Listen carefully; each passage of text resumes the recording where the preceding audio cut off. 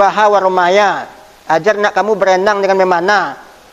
Kalau menurut bapak sekarang kalau diajar berenang dengan memanah nggak ada untungnya. Itu skill masuknya. Diajar nak skill, kalau sekarang IT pakai IT. Kalau nak kita ditipu orang nanti. Bang-bang sudah ada pakai IT semuanya. Cuman zaman Nabi baru ada skill itu memanah dengan berenang. Orang udah naik pesawat ini. Itu kemaslahatan. Tidak ada zaman Nabi murni dibikin. Sumber hukum ke bawah ini kan ada yang sampai istihsan saja. Jadi maslahah itu dimasukkan kepada istihsan bil maslah. Tapi kita coba mengetahui sampai ke bawah. Uang zakat itu dijadikan qardu hasan. Dipinjamkan sama orang miskin, kembangkan dia, nanti pulangkan lagi. Kalau nak nanti kan uang tu habis buang tai aja kan. Itu sudah ada. Daripada dibuang-buang begitu aja, dikasihkan sama orang miskin tidak pakai bunga. Kalau memang nanti hilang, apa boleh buat? Tapi kalau enggak kan nanti beli HP dia. Itu maslahah itu. Sudah maslahah apa lagi? Istishab. Apa itu istishab?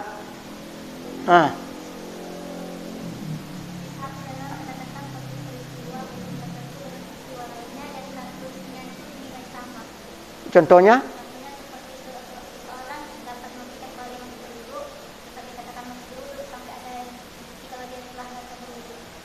Jadi hukum sama statusnya. Ya, paling tidaknya memberlakukan hukum yang ada sebelum ada hukum baru. Sama dengan tadi. Ya, tanya suaminya, kamu sudah mentalak? Belum. Istri bilang, sudah. Bukti nggak ada. Maka dipeganglah bahwa suami tidak mentah. Kalau dia bohong, dia nanggung dosa. Hukum asalnya begitu. Ketemu mayat, nggak tahu ini Kristen apa Muslim pamaya. Karena dia manusia tetap karena apa? Kullu maulud yuladu alal fit. Pada prinsipnya manusia ini suci. Dianggap dia sebagai Muslim. Tapi kalau ketemu lambang salib, berarti dia tidak wajib disolatkan. Saya punya utang nggak ya di kedai itu? Karena memang sering berutang. Tapi yang utang dulu sudah dibayar. Apakah saya nambah utang lagi apa enggak? Yakin utang sudah bayar? Sudah. Berarti utang tak ada. Itu hukum asal. Jadi istishab itu mengambil hukum yang sudah ada sebelum ada bukti yang baru. Syar'un man qablana itu hukum lama. Ya, kalau ada syariat dulu, boleh enggak kita puasa 1 hari puasa, 1 hari berbuka, 1 hari puasa, 1 hari berbuka. Bolehkah diberlakukan? Boleh. Karena belum ada pembatalan dari syariat Nabi Daud. Boleh menikahi orang tua. Kalau zaman dulu boleh, tapi sudah dinasahkan. Hurimat alaikum ummahatukum katanya. Tapi zaman-zaman dahulu ada itu, tapi sekarang sudah nggak ada lagi.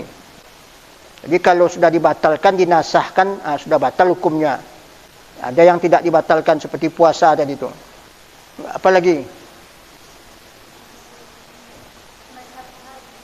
Bukan.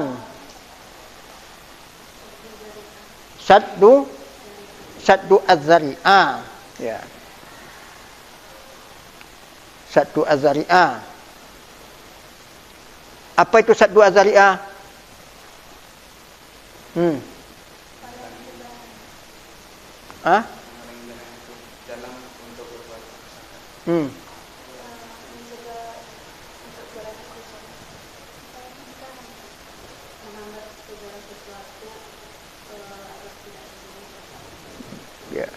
Ya, saddu az-zari'ah, penutup jalan. Kalau zina itu tak boleh, maka jalan yang mengantarkan zina juga tak boleh. Cuman kalau dalam kajian lapas, makanya orang tak pakai ke bawah lagi, cukup dengan memakai kias. Kalau tak boleh mengucapkan cis pada orang tua, berarti memukul juga tak boleh. Kalau berzina aja tak boleh, maka jalan menuju zina juga tak boleh. Itu makanya itu memakai kias saja. Ya, maka jalan menuju zina juga tak boleh. Situ dia saddu az-zari'ah. Kalau ada saddu penutup jalan, ada pembuka jalan. Fathu az-zari'ah. Pembuka jalan. Mana contohnya pembuka jalan? Menikah sebuah ketentuan Tuhan yang mesti dilakukan apa tidak? Menikah. Ya, wajib bagi mampu. Kalau mau menikah, mau mencari jangan menikah aja mau. Kalau menikah aja mau, susah nanti. Bagaimana makannya? Nanti bilang sama abangnya, abang kalau mau nikah, jangan nikah aja mau ya. Cari makan juga mau. Tupathu azari'ah. Kalau mencari nafkah juga wajib, maka mencari kerja juga ya. Kalau sekarang mencari kerja itu perlu sekolah apa enggak? Maka sekolah juga menjadi wajib. Anda nanti anak tu jangan ke sawah aja diajar, bawa motor juga diajar. Mana tahu nanti jadi tukang ojek dia kan. Anda bikin kue di rumah, diajar dia anak tu cuci kain. Mana tahu nanti dia kerja di rumah sakit, tukang servis. Menyapu juga diajar, cuci piring. Anak tu dibawa pergi berdagang. Jadi itu disebut dengan fathu azari'ah, pembuka jalan. Jadi agama itu sudah okey semuanya. Miskin itu bisa membawa kekufuran, maka diantisipasilah dia. Di saddu azari'ah, akan disekolahkan anak. Fathu azari'ah. Terakhir, hela. Tahu hela? Bapak mengukur sampai sejauh mana anda paham dengan usul fikih itu. Sampai sejauh mana diajarkan oleh dosennya. Hela. Kalau bahasa kita hela itu apa? Carilah helanya. Ya, kan bahasa kita tu. Bahasa Malaysia apa enggak hela? Hela juga. Apa? Kalah sama orang Malaysia. Upaya lah bahasa kita. Apa hela kita, apa upaya kita, apa ikhtiar kita. Hela itu bahagian penetapan hukum walaupun jauh ke bawahnya. Walaupun jauh ke bawah. La tasabbul ladzina yad'una min dunillah. Jangan kamu caci maki orang yang menyembah selain Allah itu. Apa sebabnya? Ya subbullaha adwa. Nanti dia akan mencela pula Allah. Jadi itu ihlah itu isinya. Jadi Nabi dicegah oleh Allah jangan mencaci maki orang tu supaya orang tu nanti lunak hatinya. Itu ihlah itu. Bahagian helah. Mana contoh helah itu?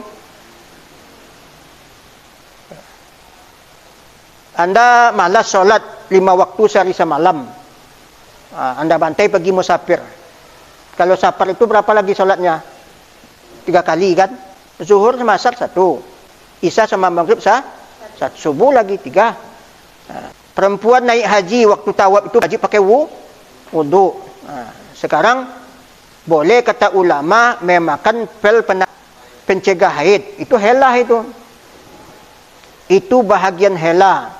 Tapi boleh tak seketika pulang dari haji itu anda minum pil untuk pencegah haid? Enggak boleh. Apa sebab? Kerana helah di situ tu tidak menimbulkan mudarat yang lain. Haid itu kalau tidak dibuang membawa penyakit. Nah, itu dia.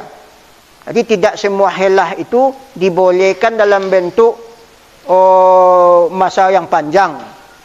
Itu namanya helah. Murabahah apa itu murabahah? Ya. Kerjasama. Ya. Seperti apa kerjasamanya? Murabahah. Ya. Contohnya dalam satu membeli lahan, satu mengolahnya. Menyediakan lahan dan mengolahnya orang lain. Ya, kalau murabahah itu apa? Di syirkah itu ada beberapa macam. Syirkah mudharabah, syirkah murabahah. Murabahah itu Bapak bikin sampel aja lah. Anda datang sama Bapak mau meminjam uang. Pinjam uang 3 juta Pak. Saya bayar nanti 4 juta. Boleh enggak? Pinjam saya uang 3 juta Pak, nanti saya bayar 4 juta, boleh enggak? Boleh enggak?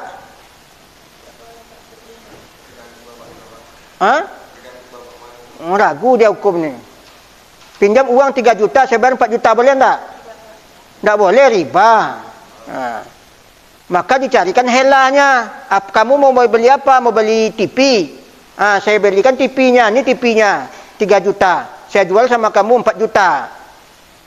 Jadi dari unsur riba dialihkan kepada murabaha karena menghindarkan riba dan kita mendapat untung. Apa maksudnya? Murabaha itu bahagian daripada hela itu.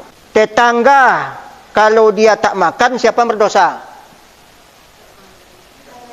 Kita kan? Karena tetangga itu kewajiban kita. Kita bernazar memberikan orang susah 4 juta. Boleh nggak dibayarkan kepada tetangga? Boleh. Jadi di samping tanggung jawab kepada tetangga, utang apa maksudnya? Tanggung jawab kita dengan tetangga terbebas, tanggung jawab kita dengan nazar lepas. Itu helah juga itu. 1 kali pukulan, 2 hukum yang bisa itu dia. Itu helah namanya.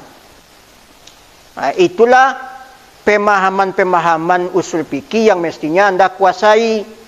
Jadi seketika meneliti nanti jangan orang itu diponis saja hukumnya ini berdosa. Ini pertimbangkan dulu. Zakat ini kenapa kok dibaginya 1 orang saja? Apa masalahnya? Kenapa kok ambil zakat itu membagi-bagikannya? Apa masalahnya? Apa kemaslahatan di situ? Apa maksudnya? Enggak ada zaman Nabi. Itu makanya jangan cepat-cepat diharamkan. Apa kemaslahatannya? Apa maksudnya itu? Hukum fikih itu sangat elastis dia. Maka Nabi itu pandai. Pada prinsipnya tidak mengganggu hukum yang 5 maqasid syariah tadi itu. Kalau terganggu itu, maka tak boleh. Barangkali itu aja. Mari kita membaca Alhamdulillah. Ya. Assalamualaikum warahmatullahi wabarakatuh.